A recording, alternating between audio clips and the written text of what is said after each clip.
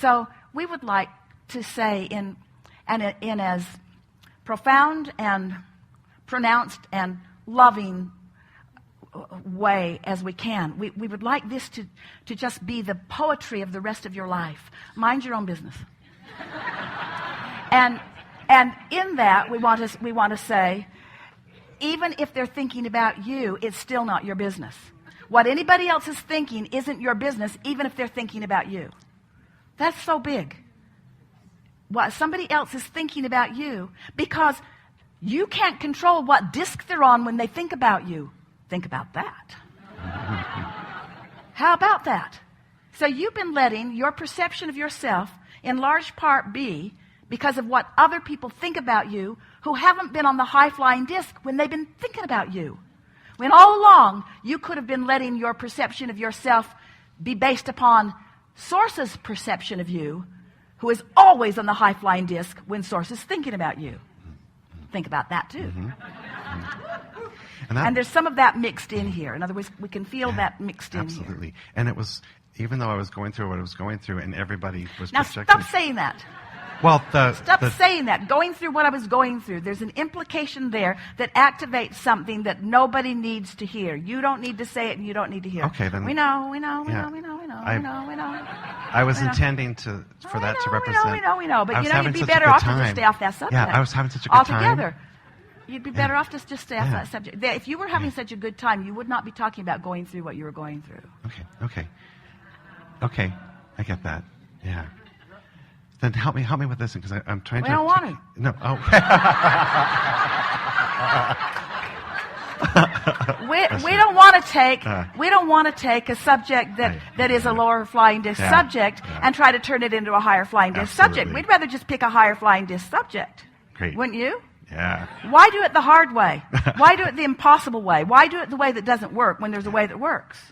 You see what we're getting at? You really have to say that in a really powerful way. I loved watching people respond to how I was showing up. I didn't have an attachment to it. And I found that the people that came into my room, as soon as they walked in the room... Yeah, but you see, you are just demonstrating the very thing that we are encouraging you not to mind your own business about. In other words, and we know you can't be in the world without people observing you, and it's really nice when what they're observing makes them praise you and feel good about you, and it's nice to sort of lay new pipes and have different experiences. But even with the perfection of all of that, still, you are really involved in people's response to you, and we're just saying that slows you way, way down. It's sort of like when Jerry and Esther's books began to hit popularity, and they were on the New York Times bestseller list, and #1 on the New York Times bestseller list, and lots of people from outside of the safe haven of gatherings like this were beginning to read them and beginning to get hold of little pieces of the information. So lots of commentary began coming back to them. Most of it really positive, but some of it not so positive.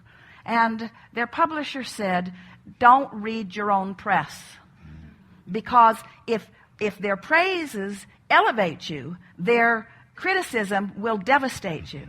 You can't let because you can't control what disc they're on when they write you the letter. Right. You see? Awesome. And so if the feedback that you're getting from them matters, then you've got to control what disc they're on, and you can't.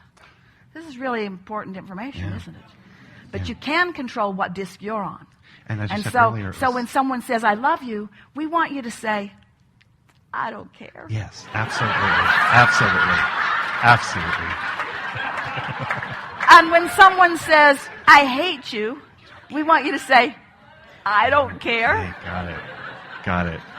I got this covered. And of course, we're not trying to talk you out of loving each other, and we're not trying to talk you out of talking about loving. We're just trying to talk you into being so self-sufficient and so self-empowered that the love that is you is permeating that which is you so profoundly that you just radiate it and ooze it everywhere you go, and there's nobody who is ever your object of attention who does not feel loved because you've practiced loving so much. We think this is a really good time for a segment of refreshment.